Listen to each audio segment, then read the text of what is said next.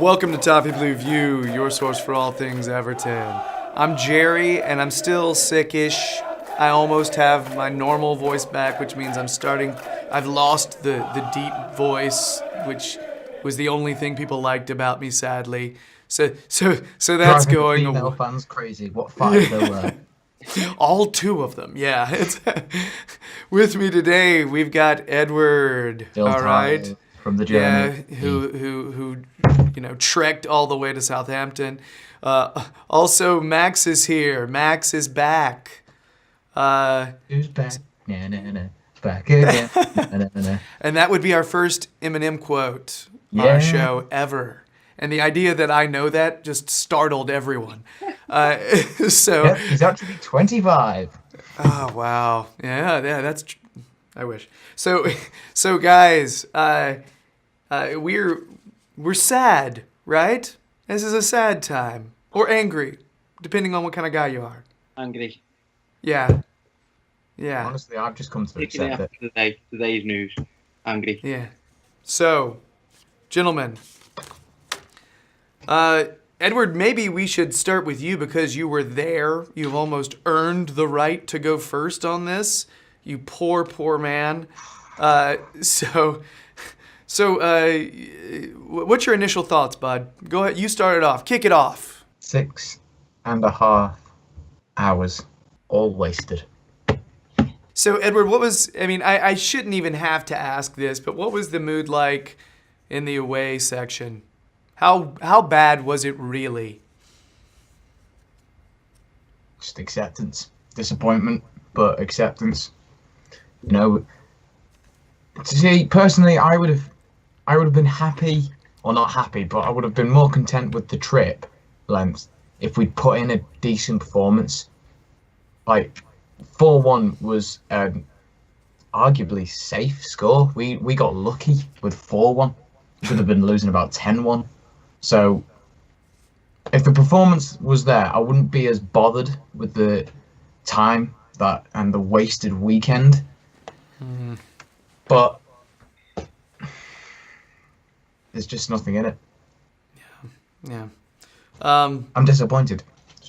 That's it. Yeah. Disappointed, but also accepting of the fact that we should have seen it coming straight away. Should have seen it coming. Yeah. Worse than Atalanta. I mean, honestly, I felt equally bad at both, watching both. But Max, talk a little bit about what you're thinking. So, like, what I'm thinking is, I know Edward there just said the attitude was pretty much like acceptance of the state that we're in and the situation and this relegation fight and what have you. But I think, you look at that 90 minutes. We managed to get that wonder goal just before half time. We were back in that. We at that half time. Yes. I try and avoid as much blame on David Undrath as I can because I do feel for him in the situation that he's thrown into. But that half time team should have really realised how important it was to play well in that second half. You know, could have given them a right kick up the backside during half time. And then we should have went out for that second half, fighting for every ball, matching Southampton, being, neck and neck with everything. But that second half performance was absolutely awful. We it was the complete polar opposite to how we should have come out. And I mean, you got a lot of people highlight the fact that the likes of Baines went off injured and Keane went off injured, but regardless, we were at a level playing field going into that second half, and all we needed to do was match the desire and the ambition of. Because if you look at the Southampton team, in particular, I'd say Tadic and Buffal and the two fullbacks because I think they were really good. The fullbacks were the best players on the pitch. Yeah, their desire and their to win every ball, every second ball. They didn't particularly. When was it? Who was it that closed Cedric down for the ball? I think it was Sigurdsson. Sigurdsson Sigurdsson tried to hold Cedric off for the ball. Yeah, that happened actually right in front of me. Yeah. Just bounced off him.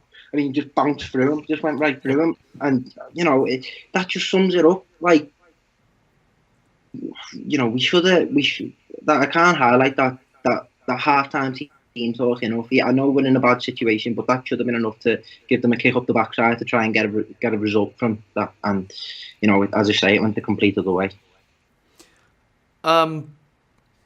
Yeah, guys, I got to be honest. There's something to be said. I think Unsworth probably gives a really good team talk. He seems like kind of a rah-rah guy. He seems like somebody who could really get you pumped and ready.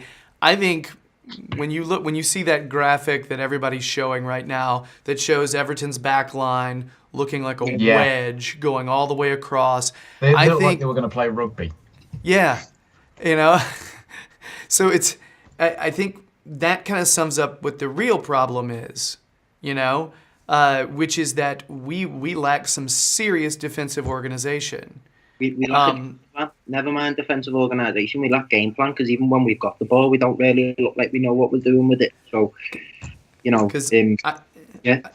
I took a look at all 4 of our goals to try to figure out what happened. I did that right before I came on. I looked up the build-up play. Two were identical. Two were a carbon copy. What's really interesting about the second goal, Schneiderlin is actually guarding no one building up to that. He is guarding a space and no one's in it. All right? So what happens is because Schneiderlin is occupying this no man's land, Jags has to peel off to try to run and close down the crosser. All right? And basically it leaves room for Austin to just sit there and make his run, and I think it's Williams who is blind to it. He can't see the ball. That's a problem for I think the last few headed goals that we've conceded. Williams has been at fault. And it always seems to be him that the man gets in front of or manages to wriggle away from. Well, I think I said in my instant match reaction, he should never come near an Everton shirt again. Yeah, I saw that. The amount of performances he's put in like that, don't want him anywhere near. That sounds really harsh to say, but if we can get him sold in the window, we should, because he's just not doing anything. He's not doing anything, and there's so many other players that should be coming in. Our best back line is now on the injury table. No left back, no right back, no left-sided centre-back, no right-sided centre-back. All on the injury table. Yeah. We've now got to contend with Kenny, who's not bad, Martina. It's caught out too much. I mean, I do. I've got nothing but praise for Kenny, and I've got he's been thrown in. Wow. He's been thrown in at the deep end, and he's done pretty well for a lad of his age. But still, when you watch him, his positional awareness isn't the best. I mean, that just comes down to lack of experience, doesn't it? Really. That's what I'm saying. I mean, that the Watford game, he was brilliant. He embodied the spirit of Everton. The amount of blocks and the way he was getting his body in the way of the ball. That's the type of desire that you want to see. He made the most amount of blocks and clearances out of any other player that weekend. Exactly. So I mean, you can't really ask more from him because I think he's doing okay. But I think we desperately miss Coleman. I don't think Lennon's a right back either. No. Right wing back maybe, but not a right back. Oh, I don't. We're not in the position to be experimenting with 3 and 5s at the back at the minute either. I don't think. So I don't think Lennon in there is a good idea. Yeah. But one of the main reasons I was really curious to see if there were any trends as far as who was at fault for our goals, and I noticed Kenny's really not at fault for any of them. No, he didn't do too bad. And that's the thing. I wrote down the names of the players that contributed to the goals, the names of the players that seemed to drop the ball, the names of the players that were not covering the man going past. Their 4th goal, I think it's on Lookman. All right, because if you watch, there's Lookman does not trail the man who gets the assist. All right, so Schneiderlin has to pull off his man to cover that, and that leaves that leaves Davis wide open in the middle. All right, and it's all because Ademola Lookman doesn't trail his man. So these goals. No fairness, he had to be as attacking as he could at that point. But yeah, but the thing is, I mean, it was a very defensive position, though. You know what I mean? Like we were pinned back in the back. But I mean, this is not on one or two players. Is basically the point of this. All right, that's kind of what I'm saying. This is on each one of those goals. There's more than one player who contributed to them, and that's a whole defensive system. That's a huge problem for players not knowing who to cover, not knowing that there's a guy cutting behind you. You're supposed to stay with that man. Yeah, there's no communication. That's the problem. So true. What I think's really funny is the fact, you know, in the summer we brought in Ajax's captain. I know that was the window before. We bought in Wales, the Welsh captain, and Swansea's captain. We bought in Man United and England captain. You know, and there's no real leadership. I've seen it. Don't forget Martin is the captain of his national team. Don't get me started on him. I just feel like something that I did the other night, which, you know, was really quite sad to me, was I went back and watched all the highlight videos from the 13-14 season. You know, that first season under Martinez. You sound like you're gonna cry. Oh, mate! There was such a from now compared to then, there is such a distinct system that we have when we've got the ball and when we haven't got the ball. So, like, you know. Now in particular, it's so easy to see how clueless we are, because with under Martinez, we can, you know, a lot. I've recently writ about him, Gareth Barry, you know, the magic he worked in that team. I think it still goes underrated, because a big feature of our play came from Baines and Coleman, you know, when they used to bomb on and provide out wide. And Barry used to sit in between the two centre backs, and you know that used to be really, and it would be Jags and Distan either side of him, and you know they were pretty much in the prime around that time. Maybe a little bit, probably on the way out a bit, but I'd still say that even though they were old, they were really strong as a unit. You know. So compared to now, you know, as you say, that pitches that's doing rounds, where we're just looking complete slant. I think as well the defence, just nothing's right anymore. Pickford's got no confidence in his defence. That's the whole problem. I mean, you looked at what it was like for England. He was incredible. Yeah, I think we owe him a good defensive line, to be honest. Exactly. We owe him the confidence. I think we need to invest in getting top quality. Yeah. Keane's got no confidence either, which breaks my heart to be saying that. Yeah, Burnley. He's really good at Burnley. Yeah. Kenny I thought he did okay. Williams never touching an Everton shirt again. Jags, as much as I hate to say it, is past it, and Baines is now injured. Yeah. And to be honest with you, I still, as much as I hold Baines in seriously high esteem, pace-wise, I think that's beginning to become an issue. Becoming an issue. I think for a few years now, people have said Baines has passed it, but I've always said no to that, because I've credited him, because I've always thought that he's adapted his game really well. Because if you think of no doubt, his prime was when he was playing with Pienaar, because he used to be able to get himself up and down consistently really well. But now, obviously, as he's got on, and I think that the ankle injury that he's kind of accumulated over the years hasn't helped. But I honestly do think that he's adapted his game, in that he knows he can't get it forward as much. So he tries to put a shift in a lot more defensively. But as you say, a lot of people have said as well, there's no other left back. Oviedo's gone. I'm not saying that Oviedo would be good enough, but it'd be a left back. Oviedo's gone. Galloway was sent out on loan again, and I don't really know why. I see him more as a centre half, but he can play. Garbutt's not registered. Well, that was as well because he did get a stint, didn't he? He got a stint in the team a few years ago, but now he just seems to be, And he did incredibly. And he did. got rewarded a 5-year deal. As So well. And again, all these little things point to the problems further up, not just on the field. In the back room.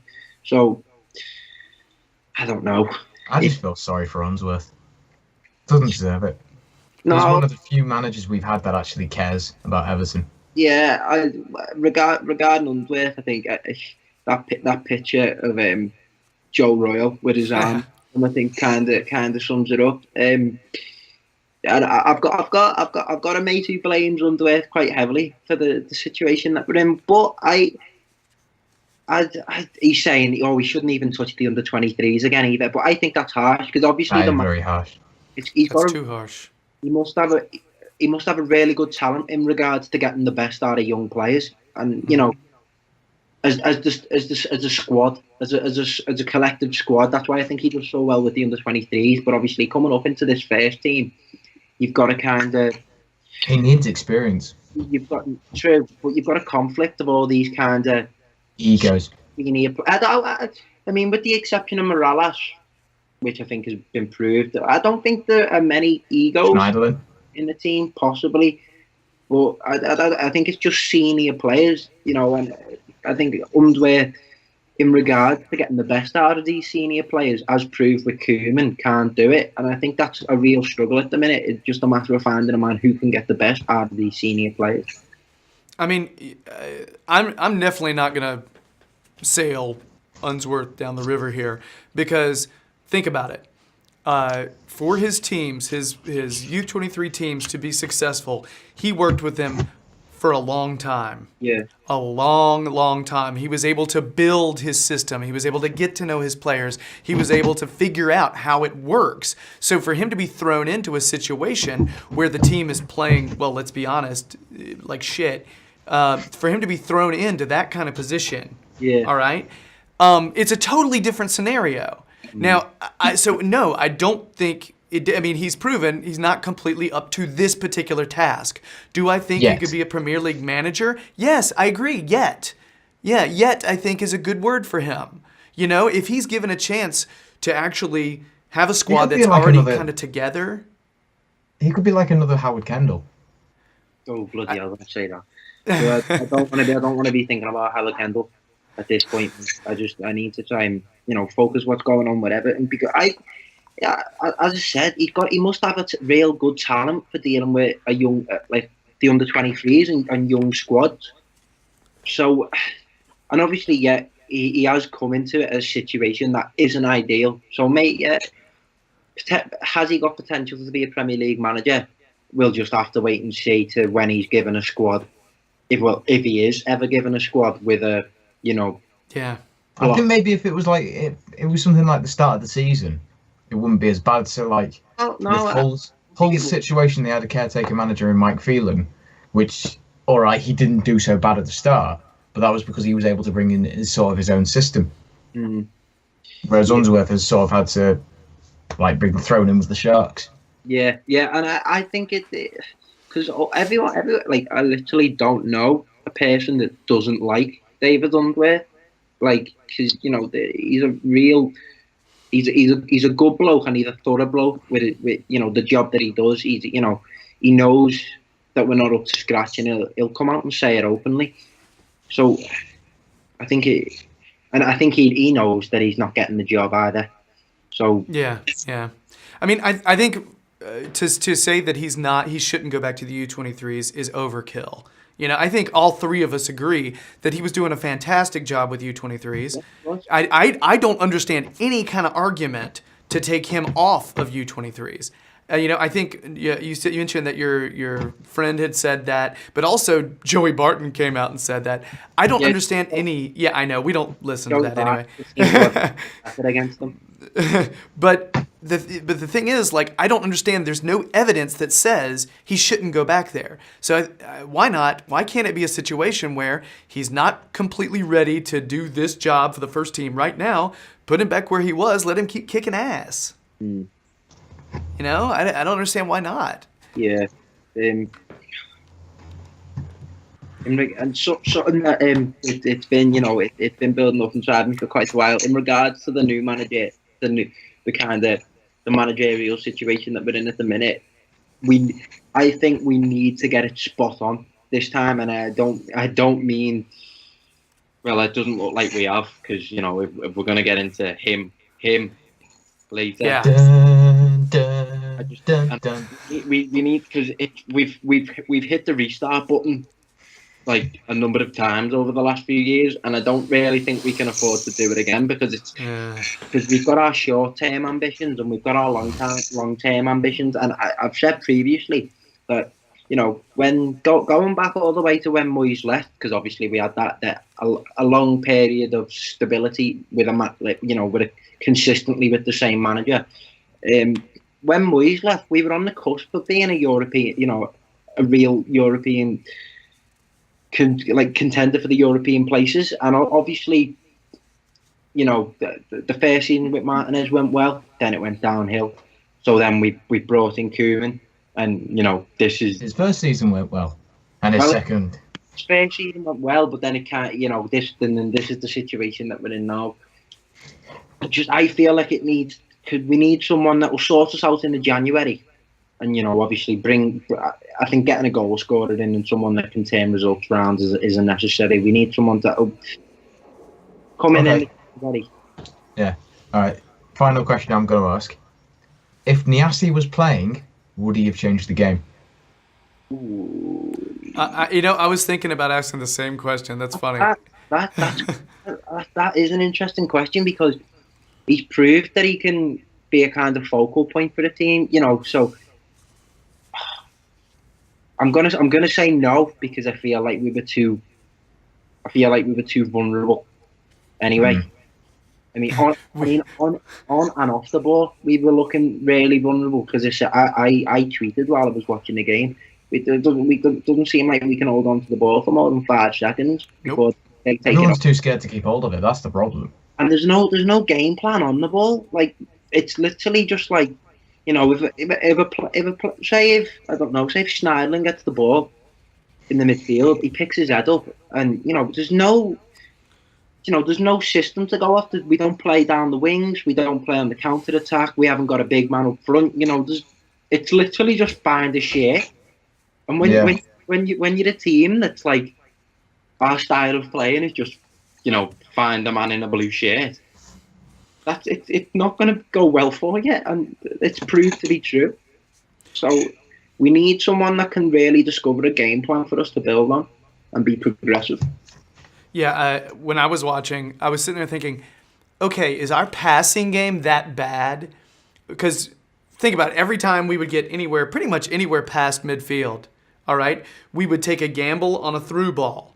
Yeah. All right, and every single gamble on a through ball got intercepted by the other team. Every single one. So I was thinking, okay, is it a problem with the passing, or is it a problem with the runs? Is it a problem with the movement? And the simple answer there is probably both. Yeah, I think it's a collection of everything, because I mean, who did we lash up front? Did Dominic Calvert-Lewin, did he get lashed up front? Yeah. He was put up front along with Morales in like a 4-4-2 or something like that. I can't really remember Calvert-Lewin touching the ball. Not often. No, he got the assist, I think, for the goal. But I mean, let's be honest. That goal should have probably been unassisted. The amount of work that Gylfi did. Yeah, to get free. that was just a piece of that was proven. That was proven out of nothing. It was out of nothing. It looked like he was going to take it on, like on the outside and curl it round, but then he decided to cut in and still go for it, and that was one particularly bright moment in a bleak, I was going to say game, but I'd say season. I think that's going to be our bloody highlight of the season. Hey, Edward, I wanted to mention, I don't think Niasse would have affected the game much either. I think we still would have lost, but it would have been maybe 3-2. I think their last goal they wouldn't have scored their last goal. I think we would have gotten one and gotten a little bit of spirit up, I think we would have had a little bit more confidence in the second half. Nias's physicality just pushes the other team back, so he does affect games. We don't have anybody else who does anything like that, but I still think our defense was too vulnerable. I got to agree with Max completely on that. What about Holgate? Holgate? No, still not. I am a big fan of Holgate, but I acknowledge that he is still a player that's full of mistakes. So I feel like you need to. I think the thing is with a lot of young players is obviously they've got mistakes in the game, and you need to play them at a time where those mistakes won't be so detrimental to the team as a whole. If you know what I mean. Yep. So this really isn't a good time to play him, because if he makes a mistake that leads to a goal, it means people are going to jump on his back, which isn't good for him. No. But I don't know. Unless someone says to him, listen, your role is to be a no-nonsense defender, then maybe if that's the case, because he does seem like he could be a good ball-playing centre-half, but if someone says to him, you know, we're gonna give you the run of games in the team, and you need to be a no-nonsense defender, you need to get out whatever comes to you, don't take more than 1-2 touch with whatever you get given, then maybe I think he could have made us a bit more defensively solid. But yeah, again, it's hard. It's hard because all these senior players are the ones that are putting us in the mess. Yeah, and I think our defensive positional sense is just so bad that Holgate wouldn't have really made much of a difference to that at all. How can he compensate for an entire back line, pretty much everybody not knowing where they're supposed to be when, and their communications is so bad? Yeah. If you watch that game as a neutral as well, I feel like you've got to give nothing but praise to Southampton. Oh, Southampton they were just quality. Boufal and Tadic. I've said for quite a while now, I do feel like Boufal is someone that Everton should, just go for and try and get. But some of the football and the intensity that they were playing at was it was brilliant to see as a neutral. But as an Evertonian, you need if players are on form like that, you've got to be aggressive and you've got to be organised. And to be honest, and as you say, Edward, we weren't even like aggressive in our performance. We didn't seem like we wanted the ball half the time. We didn't fight. No. The commentators here in America basically just said it looked like Everton weren't trying the second half. That's one highlight I do want to say. 20th minute, I was on Sky Sports. Well done. That's awesome. That's awesome. I do carry on. But yeah, I think I was trying to paste together some positives from that game just so we could end on something nice. Sigurdsson's goal was the obvious highlight. Yeah.